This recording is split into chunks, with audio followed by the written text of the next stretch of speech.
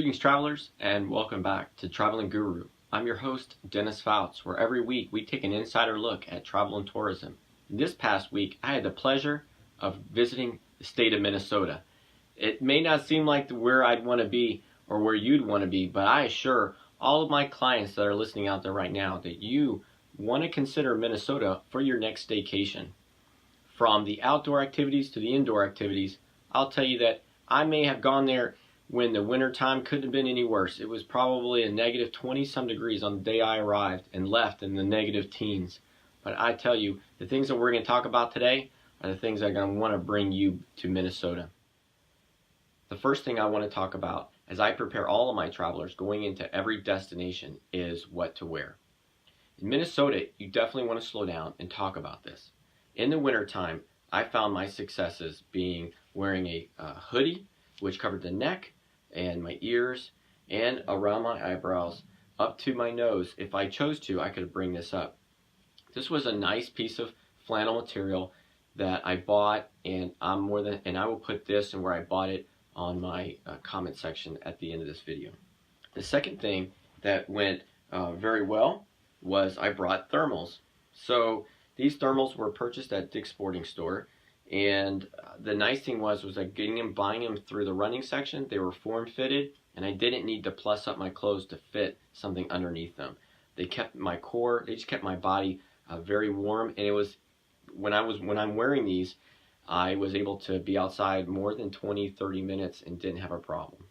So even in those negative 15 degree weather, having those thermals was enough for me to walk around. The things that did not work well were socks. I bought these socks. These socks have like a filament in them. It got great reviews online. It feels like a dress sock, but it didn't work. Not for me, and I just would rather have just spent the time and the money to get more of that outdoor living sock. That would have been much a better return on the dollar. And then finally, I didn't pay attention to my gloves, so I just took them from my house. That was also a mistake. Minnesota, when you get into those negative teens, negative 15, negative 20, you really need to think about quality gloves. So this is what I brought, which is a single layer glove. I didn't have anything underneath it, so we needed to really prepare for that. Buy the quality glove. I did not, and I was outside about 15 minutes. I had to come back in. I thought I had a little bit of frostbite, so this is definitely the wrong glove to have. Well, that summarizes the type of clothing that really needs to prepare you for Minnesota. I kind of excited to talk about this. The last part was I do support the local economy along with my bucket list items, and even though I had the hoodie on, it did get kind of windy, and when it got windy, I didn't think I was having enough material covering my ears, so I went to a fur, this wonderful family that took me in while I was there, went to a fur, and I bought myself a fur shaved beaver hat. So I'm going to take my time and talk and just point this out.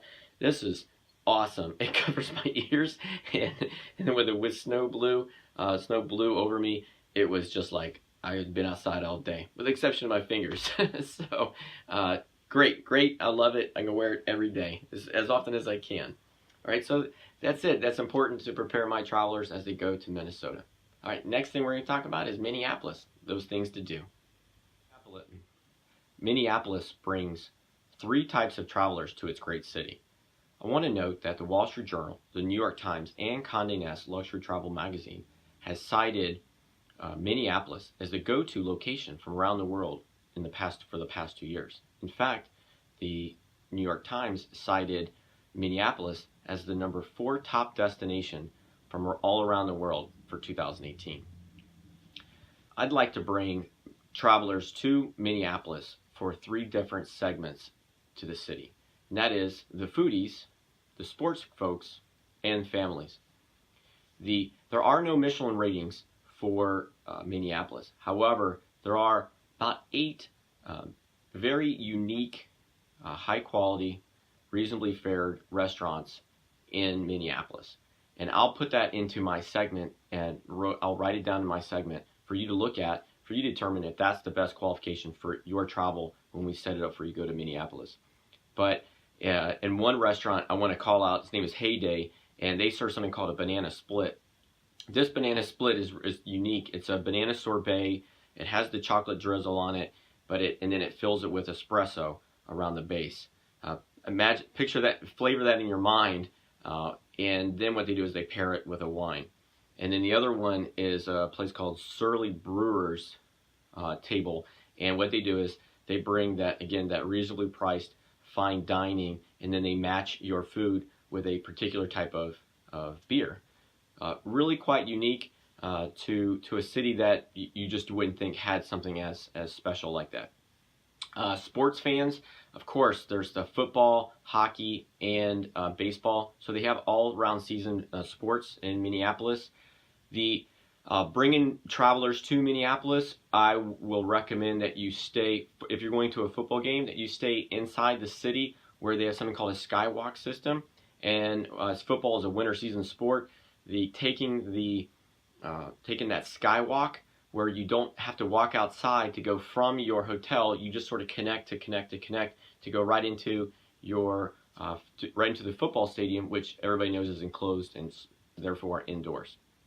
Hockey and baseball, had a wonderful time at the hockey game when I was there with friends, and they won, so of course it was even more fun.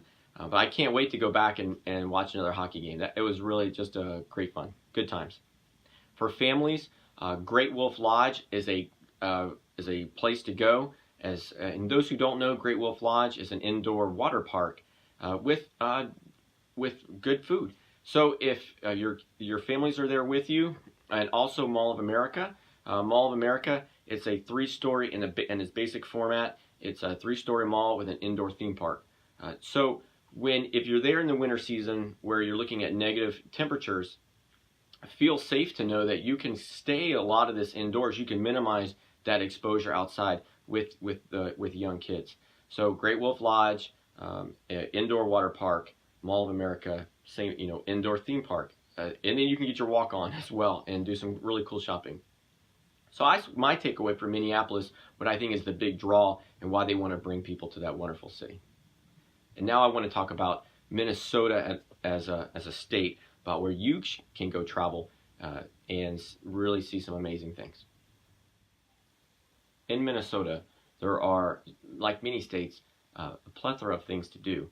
However, my clients really segment themselves into 5 types, and I want to cover those things that I recommend that when we set up your travel that you go to. For the first thing, for families, I highly recommend the Minneapolis Institute of Art and the Science Museum. The Institute of Art has approximately, it covers 5,000 years of history, and it's got over 80,000 objects in it. So you can really spend a couple hours just walking through it, and depending on your age of your child, really being able to spend there a reasonable period of time. And additionally, the Science Museum, you can bring, I think, just about all ages of interest in here. This has, as soon as you walk in, they have permanently set up dinosaur skeletons, and there's a history for the older kids of the Mississippi River, Indians, and the human body. And this is also covered in an IMAX theater as well. For my art travelers, please, I will definitely recommend that you go to the Minneapolis Sculpture Garden. This is sprawled over 11 acres or 40 sculptures. One of the most famous ones that they have out there is the Spoon Bridge and Cherry Fountain, and that's probably more. It's actually, I think it's an iconic image of Minnesota. For my ghost travelers, there's the historic Conde Estate. The Conde Estate, they're not even allowed to talk about the ghost hunting background, but they did have a big tragedy there in the 70s, and it is repeatedly visited by the ghost hunters since then. My outdoor adventures, you're going to love Minnesota.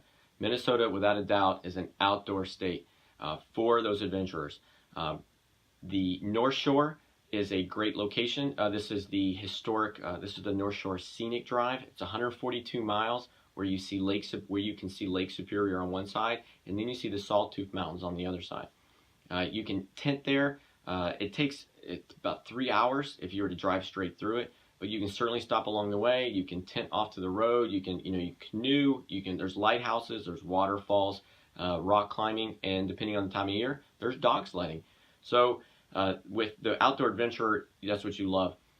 And my top thing to do in Minnesota in the wintertime is to go ice fishing.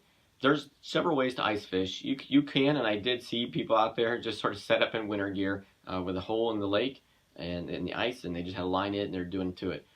There's others that had sort of a pullover tent, and then there's me where I had what would have been called a luxury cabin on a lake. We drove right out on the lake, which is something I've always wanted to do as well. So my bucket list started immediately. Drove right on the lake with the car, and it was already set up for us. And the great thing about Minnesota is that there's thousands of lakes, so it's not too hard to find. And you set it up, and it can be a getaway for guys. But I've definitely seen where the inside, I mean, you can have a TV in there, you can have kitchens in there, all while you're ice fishing. So luxury has no limits to ice fishing. It was a great time, and I caught some fish. So that's my top 5 for Minnesota things to do for all of my segmented travelers. Well, thank you very much for tuning in to Traveling Guru. I'm your host, Dennis Fouts. With that, this past week, we went to Minnesota. I had a fantastic time once I learned how to dress accordingly. And the food was fantastic, the company was even better, and the events were amazing. Taking that hockey match, going ice fishing, going four-wheeling, there's something for me, and I know that there's something for all of my travelers that are going out there. So if I can be of assistance to you to get you there, hey, please email me, give me a call, and I'm happy to help you get there. Minnesota, in summary, is a place that is cold, but the warm hearts that surround the people, the warm-hearted people that surround Minnesota are incredible. And it takes warm-hearted people to make it work in a state like Minnesota. But everybody is very kind, and I really appreciate everyone's kindness when I was there.